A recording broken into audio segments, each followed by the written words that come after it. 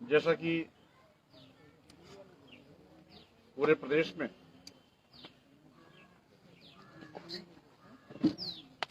केवल एक उपचुनाव आपके गोला विधानसभा में हो रहा है। 3 नवंबर को मतदान होगा और जिस तरीके से आज पूरे देश और प्रदेश में भाजपा सरकार वादा खिलाफी की है, सभी मुद्दों पर पूरी तरीके से असफल हुई है, जनता त्राहि त्राहि कर रही है, महंगाई आसमान पर है, नौजवानों को नौकरी के लिए लाले पड़ गए हैं, बेतहाशा बेरोजगारी बढ़ी है, जंगल राज है। उसको देखते हुए आज जनता परिवर्तन की चाह रखती है और आप देखे होंगे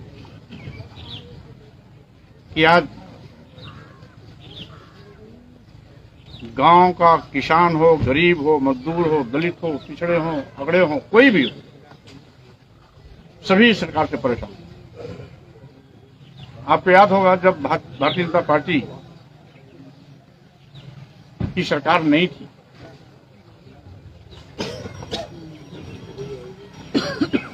तो उस समय उत्तर प्रदेश में डीजल था 56 रुपया लीटर।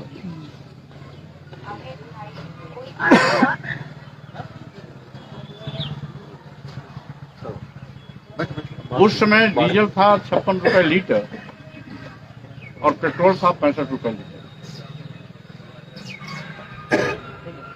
तो भाजपा के लोगों ने पूरे देश में भारत बंद का आह्वान किया था और डीजल पेट्रोल के दाम घटाने की मांग की थी। यानी 14 के पहले जब कांग्रेस की सरकार 56 रुपया लीटर डीजल और 65 रुपया पेट्रोल। डीजल पेट्रोल की दाम को उस समय घटाने की मांग करने वाले भाजपा की सरकार जब बनी तो 56 रुपए वाला 56 रुपए लीटर डीजल और 65 रुपए लीटर पेट्रोल आज 100 के पास पहुंच गया और दूसरा 100 के पार पहुंच गया।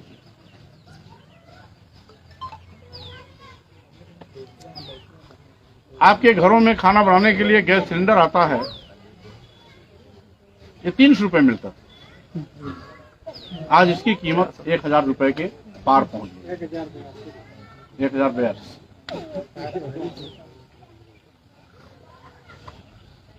आज जो भी सामान आपको खरीदना पड़ता है उसकी कीमत सोने के भाव। और जो सामान आप अपने खेतों में पैदा करके बेचने जाते हैं उसकी कीमत मिट्टी के भाव। उसकी कीमत कोई नहीं, कोई कीमत नहीं। यहां तक कि अब तो बच्चों का निवाला भी सरकार छीनने पर लगी है। जो छोटे छोटे बच्चे हैं, दूध, दही, मक्खन, घी घर माई बाप उसको खिलाता है, अपने घर में गाय भैंस अपने घर से नहीं तो बाहर से मांगा करके। अब तो दूध, दही, मक्खन, घी पर भी ये जीएसटी लगा रहे हैं। यानी कोई भी आप सामान लाओ उस पर आपको जीएसटी देना है। घर बनाने के लिए ईंटा, बालू, सीमेंट लाओगे तो उस पर भी जीएसटी। कपड़ा लाओगे या कोई और चीज लाओगे तो उस पर भी जीएसटी। और खाने पीने के सामान छूटे थे, बारी बारी सभी खाने पीने के सामानों पर भी जीएसटी। और अब तो बच्चों के दूध, दही, मक्खन और घी पर भी जीएसटी।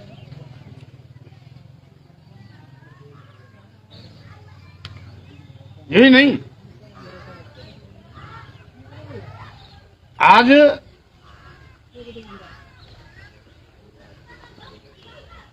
महंगाई से सभी त्राहि त्राहि कर रहे हैं। दूसरी ओर हमारा जो बेरोजगार नौजवान,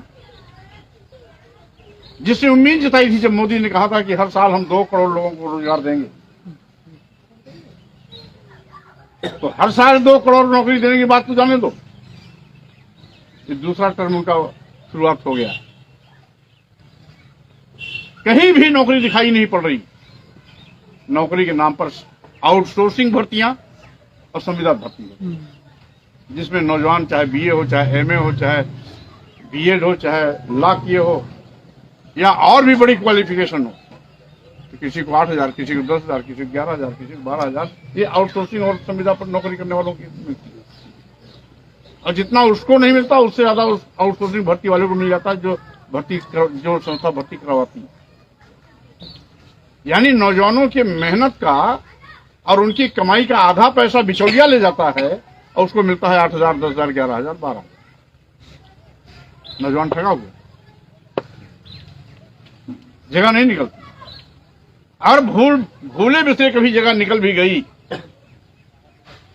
भूले बिसरे कभी जगह निकल भी गई तो पहले तो उसकी परीक्षा नहीं हो पाती।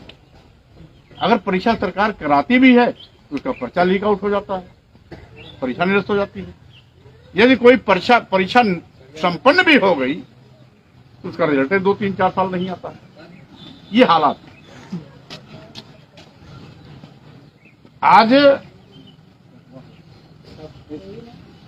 पूरे प्रदेश में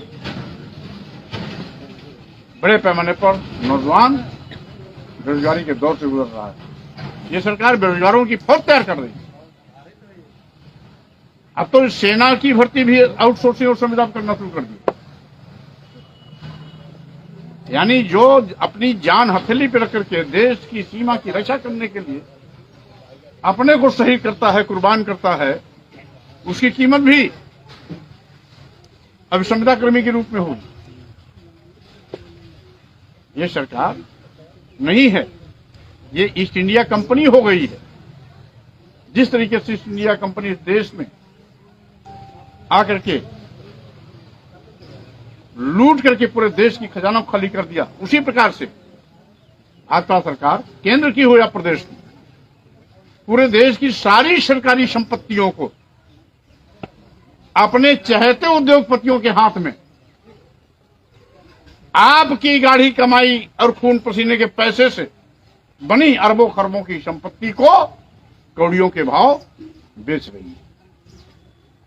इस सरकार ने कई पोरबंदर बेच दिए। इनके मात्र 2 चहेते बड़े उद्योगपति हैं, एक है अदानी, एक है अंबानी। तुम लो अदानी, तुम लो अंबानी।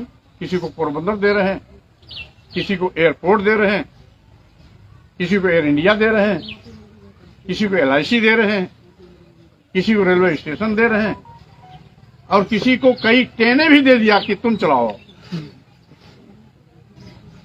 और जानकारी मिली है, इनकी प्लानिंग है धीरे धीरे प्रदेश की सरकारी प्राइमरी स्कूलों को भी ये प्राइवेट हाथों में देने की योजना बना रहे हैं। इसीलिए प्रदेश के सारे प्राइवेट स्कूलों में, सारे सरकारी स्कूलों में इनका कोई ध्यान नहीं। जानते हैं इसमें गांव के गुरु, कतवारू, सुमारू, मंगरू के बच्चे पढ़ते हैं, उनको पढ़ लिखे के कहा, उनको तो मजदूरी करनी है, गुलामी करनी है, मुहताज बना के रखना चाहते हैं। इसीलिए प्राइमरी सरकारी स्कूलों में सरकार की कोई ध्यान नहीं जाता है। बच्चे गए, नाश्ता किए और फिर चले आए। ना अध्यापक पढ़ाने के लिए है और न बच्चों को उठने बैठने और पढ़ने की वहां व्यवस्था है।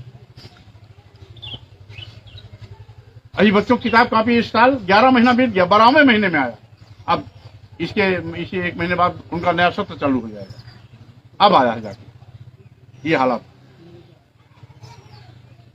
मात्र परिस्थितियां पैदा इसलिए कर रहे हैं कि लोग सरकारी स्कूलों में इतना उपजाएंगे जब प्राइवेट हाथ में दे तो कोई विरोध न करे। बारी बारी सारे सरकारी विभागों को ये प्राइवेट हाथों में बेच दे रहे हैं। अच्छा, हमारे जो पढ़े लिखे नौजवान हैं, उनके माता पिता उनको पढ़ाते हैं कि हमारा बेटा कल ओहदेदार बनेगा। नौजवान पढ़ता लिखता है, मेहनत करता है, सोचता है चलो हम कल भी अधिकारी बनेंगे। जब सारे सरकारी विभाग बारी बारी से प्राइवेट हाथों में बेच दिए जाएंगे, सारे सरकारी विभाग उद्योगपतियों के हाथ चले जाएंगे, तो सरकारी नौकरी मिलेगी कहां? क्या व्यापारियों की और सरकारी नौकरी मिलती है? तो ये सरकार की नियत है, अभी नहीं कभी नहीं। ना सरकारी नौकरी मिल रही है, ना कभी नहीं की व्यवस्था कर रहे हैं कि बारी बारी सारे सरकारी विभाग अदानी और अंबानी या अन्य बड़े उद्योगपतियों को दे दिया जाए तो न रहेगी बांस, न बजेगी बांसुरी, न रहेगी सरकारी विभाग, न मिलेगी सरकारी नौकरी। इसलिए ये चुनाव बहुत महत्वपूर्ण है। इस सीट के जीतने से हमारी सरकार नहीं बन रही और हारने से भाजपा सरकार जा भी नहीं रही। लेकिन यदि समाजवादी पार्टी इस सीट को जीत जाती है,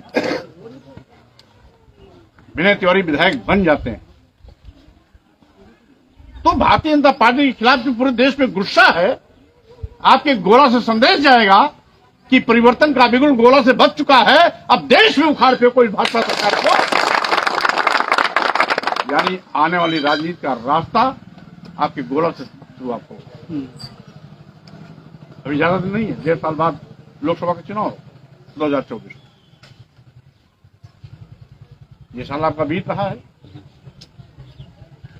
अक्टूबर बीतने वाला है, 3 नवंबर को आपके यहाँ चुनाव होगा, 1 महीना और बचेगा दिसंबर, उसके बाद 23 को जाते समय नहीं लगेगा और 24 में पार्लियामेंट का चुनाव, यानी 1.5 साल कुल समय। अगर गोला बहुत, आपका उत्तर प्रदेश बहुत बड़ा प्रदेश, गोला में समाजवादी पार्टी का प्रत्याशी जीतता है,